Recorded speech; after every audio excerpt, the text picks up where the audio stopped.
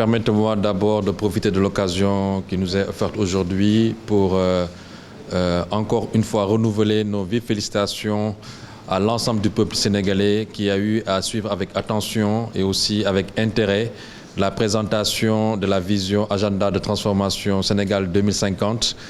Profiter aussi de l'occasion pour renouveler nos félicitations et en tout cas pour une grande fierté que nous ressentons aujourd'hui à l'endroit de notre président, son Excellence Monsieur le Président Bassirou Diomaye Faye et de son Premier ministre Monsieur Ousmane Sonko, qui ont eu à nous présenter la vision qui va transformer de manière durable et harmoniser notre économie. Et sur cette base-là, comme vous le savez, avec l'ANAT, le directeur général de l'ANAT ici présent avec moi, nous avons tellement anticipé cette activité-là de territorialisation des investissements que dès le 5 juillet, nous avions signé une convention justement pour préparer la vision, pour préparer la mise en œuvre de cette vision-là. Nous avons lancé aujourd'hui l'atelier de mise en œuvre de cette stratégie avec l'ANAT qui nous permet aujourd'hui de sortir avec 2 éléments clés fondamentaux qui vont nous permettre de passer à la mise en œuvre et le développement très rapide de zones.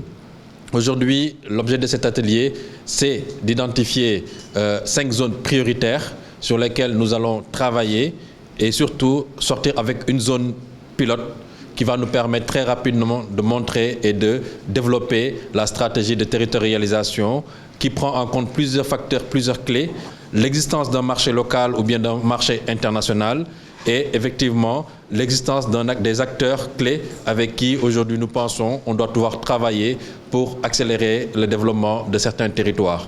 Et à ce niveau-là, nous comptons aujourd'hui, l'APIX travaille en étroite collaboration avec l'ANAT, qui est aussi l'agence, qu'il faut le dire et il faut le répéter, c'est l'occasion de les féliciter et de les encourager.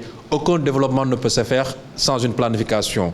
Et on ne peut pas disposer d'une agence aujourd'hui comme l'ANAT qui dispose de tous les outils de planification économique et territoriale sans qu'aujourd'hui, nous, en tant qu'agence de promotion des investissements, qui veut accentuer le développement des territoires, sans travailler avec eux pour justement identifier les fortes potentialités et les différents créneaux qu'il faut développer. Je profite également de l'occasion pour préciser que ces zones aménagées pour l'investissement, c'est un cadre institutionnel, un cadre réglementaire, mais aussi un dispositif institutionnel, incitatif qui pourra être aménagé en fonction des vocations de chaque zone et des spécialisations des zones.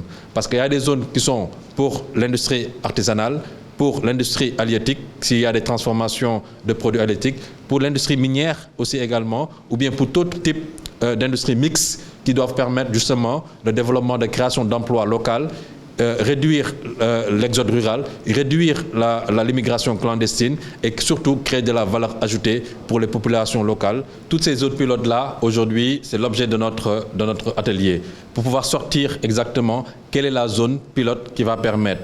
Il y a Touba, il y a Dakar, il y a Ngaï. Je pense que je vais laisser le soin à monsieur le directeur général de l'ANAT de mieux rentrer en tout cas sur ces travaux parce qu'il faut le signaler, l'ANAT n'a pas attendu, il a pris des initiatives bien avant. Et nous saluons cette procédure, cette approche du directeur général de l'ANAT qui prend des initiatives pour anticiper certains besoins de nos entreprises et nous le félicitons pour ça. Mais l'issue justement de nos travaux, c'est d'identifier dans le cadre des différentes zones, quelle est la zone qui va être la zone pilote pour pouvoir commencer le démarrage des travaux. Merci beaucoup. Je voudrais, à la suite du directeur général de l'APIX, me féliciter du lancement du nouveau référentiel pour le Sénégal Horizon 2050, basé effectivement sur l'aménagement du territoire. Nous avons, avec le DG de l'APIX, déjà anticipé sur ce qu'est le développement de nos territoires. Et ainsi, au niveau de l'ANAT, nous travaillons au niveau du ministère à l'identification et à la caractérisation des 8 pôles de développement économique régionaux. La définition de ces 8 pôles répond à la correction des incohérences territoriales, mais également au développement endogène de nos territoires à partir de leurs ressources et de leurs potentialités. Et aujourd'hui, cet atelier montre pourquoi, à quel niveau la pertinence de la vision de nos plus hautes autorités coïncide avec aujourd'hui les problèmes que nous rencontrons, notamment deux problèmes majeurs au Sénégal. C'est le problème de l'exode rural, donc des zones de campagne vers l'ouest, mais également de l'immigration. Le développement de ces zones, le développement de ces territoires nous permettra non seulement de régler l'ensemble de ces problèmes-là, mais également de fixer les Sénégalais dans leur territoire et de leur donner la fierté d'habiter leur territoire parce que leurs territoires auront les mêmes spécificités, les mêmes conditions de vie, les mêmes cadres de vie, les mêmes opportunités que Dakar, Thiès ou Mbour. L'objectif de ce travail aujourd'hui avec l'APIX, c'est d'identifier en premier lieu 5 zones prioritaires. 5 zones prioritaires au Sénégal. Ces identifications et ces caractérisations vont se baser sur les potentialités de ces zones, leur attractivité et leur connectivité.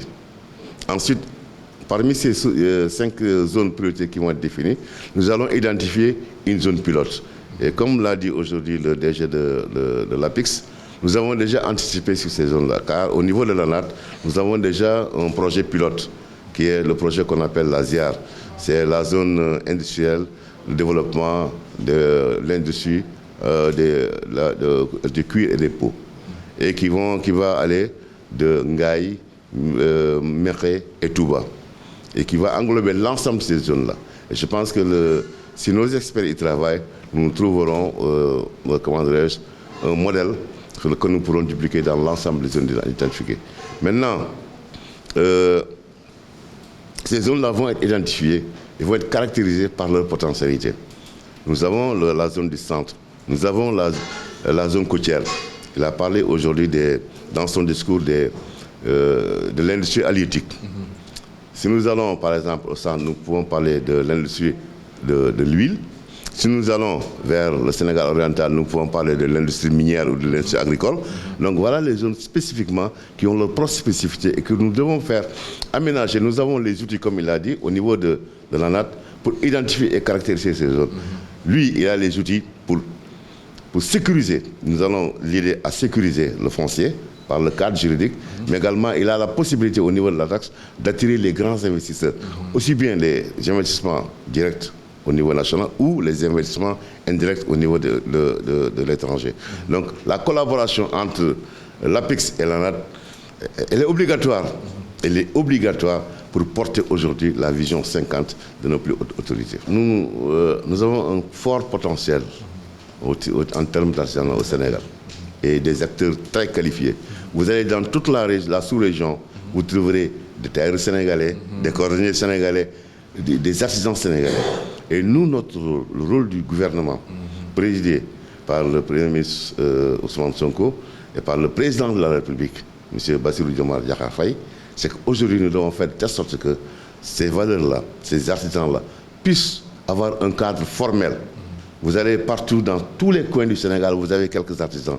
Le modèle sénégalais et le label sénégalais, nous devons les aider à se regrouper, à faire de telle sorte que la valeur ajoutée que l'artisanat Sénégal peut apporter, non seulement en termes économiques sur le plan du travail, mais également en termes touristiques.